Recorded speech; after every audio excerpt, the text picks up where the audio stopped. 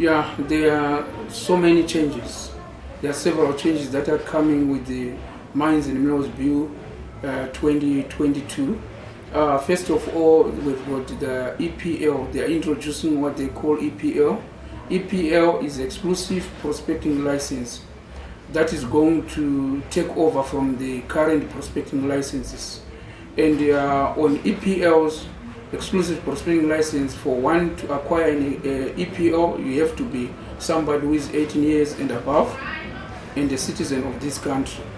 And for those who would want to acquire an EPL, exclusive prospecting license, as a syndicate, you must be a syndicate of 20 people, and those who with a company registered under the laws of this country can purchase an EPL from Minister of Mines PMD's office. The other change that is coming is on strategic minerals. This bill is bringing in what we call strategic minerals. On strategic minerals, we are mainly talking of those minerals that has been declared as strategic. These minerals are lithium, nickel, copper, diamond, and rare earth minerals. The bill is now making it a requirement for any miner who would want to get into strategic minerals. You must pay $1 million to the government and form a company together with the state. This is where we are going to have a lot of challenges. This is where most of the artisanal small-scale miners are going to be aborted from the system. There are changes coming with the bill where we are going to have undivided special grant and divided special grant. Divided special grants is where someone will be maybe mining gold and another person in the same location discovers probably we say quartz, and another person discovers maybe copper or lithium. The ministry is going to register all those people under one location depending on the type of mineral they are mining. This is also tantamount to disputes. Then we've got areas that are not being worked, that are mentioned in the bill, that any person who would want to report to the ministry that there are areas that are not being worked on shall pay a certain amount, and it was said that that amount can come up to 60,000 in order to report that there is an area that is not being worked. We feel this is not proper for someone reporting on someone who is not using a mining location to pay such an exorbitant amount. When the idea in the bill, they are saying they would want to emphasize on use it or lose it policy. So this is contrary or contradictory to the policy of use it or lose it. Small scale miners are going to face a bit of a difficult time in terms of payment of their royalties. The issue now is a miner must go to the body, that is a local community body, and agree with them or how he is going or she is going to plow back to the community. So when there are going to be inspections, when the miner would want to do some inspections, the ministry would want also to look into the comments or the clearance from the local people, how we have plowed back. So failure to get a clearance from those people might also make it difficult for a miner to do inspections of his or her mining claims. And also the issue of RDCs, payments to RDCs, ZIMRA, ZB, RBZ, and many other government departments, which will have to be cleared first before a miner goes to the ministry to pay for inspections, where the ministry will also demands returns, whether returns were submitted to the office, whether there is proof of work done on the ground. All those issues will be there for a miner to clear and make sure that you make your mining claim inspected.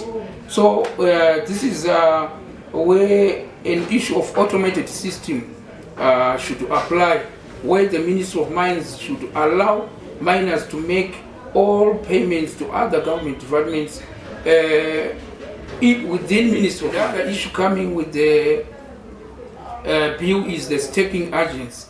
The current approved prospectors will be the staking agents coming with the bill. So these staking agents will be registered under the register of the Permanent Secretary of Mines, and they are only allowed to stake on behalf of the EPL holder or the holder of an exclusive prospecting license, and the maximum size of a mine that can be pegged in this coming bill will be 40 hectares for a one exclusive prospecting license. Most of these changes, they are not good for small scale miners. They are not good. They are going to abort the small scale miners from the industry. Finally, they will get extinct.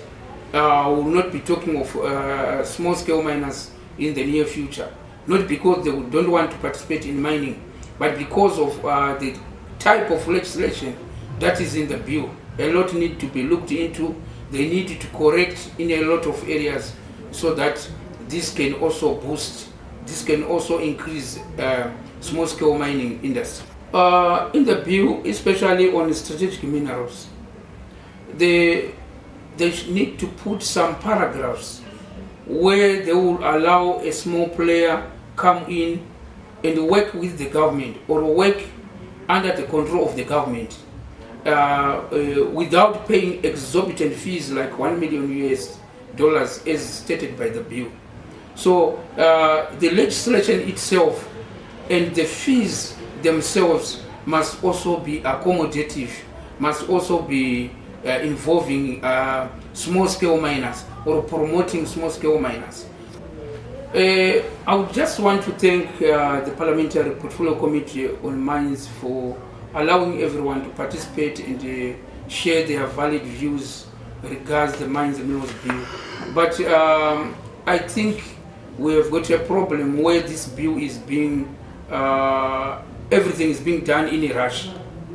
Everything is being done in a rush. So there are chances of making grave mistakes when things are done in a rush.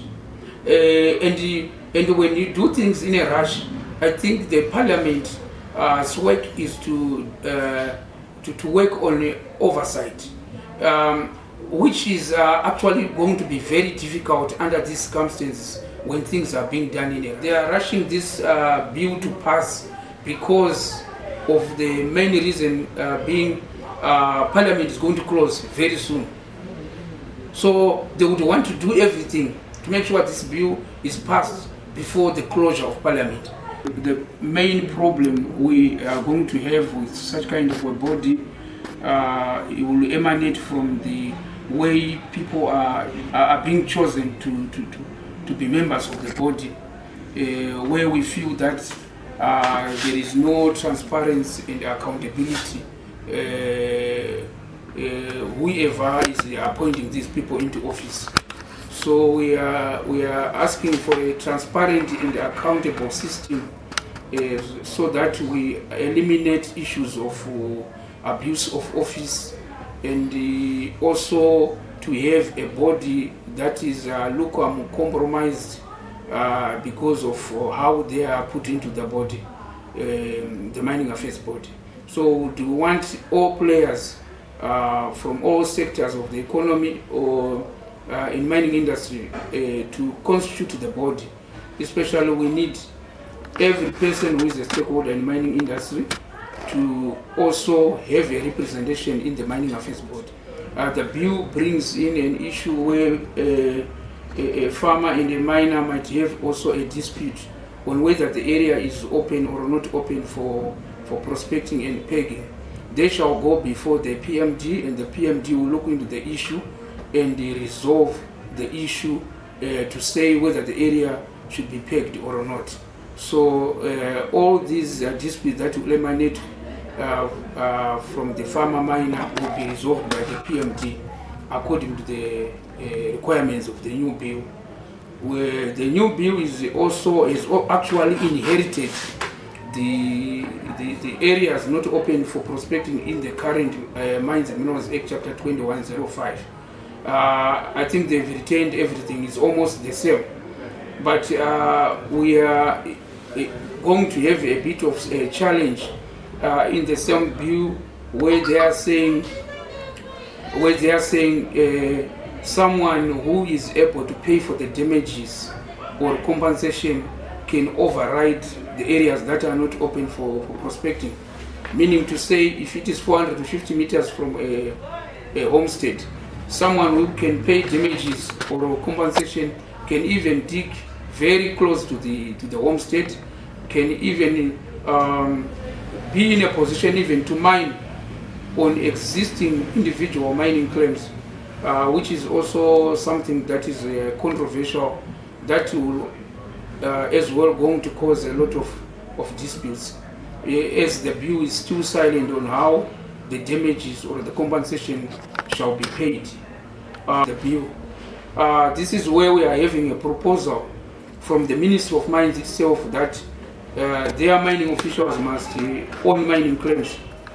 So this has been a controversial issue where many stakeholders have been bringing in different views regards that issue of mining officials owning mining claims. So it's another issue that is coming with the bill. We've got an issue of mining cadastre register, where the permanent secretary of mines is going to be the cadastre register, and the deputy cadastre register will be someone appointed by the ministry, who shall deputize the permanent secretary and run the mining cadastre system. In this case, we see the permanent secretary being the cadastre register, which is something that can also be a problem in the near future, as the issue of cadastre, being a cadastre register, can also usurp his prerogatives, and they can also bring a lot of confusion into mining industry.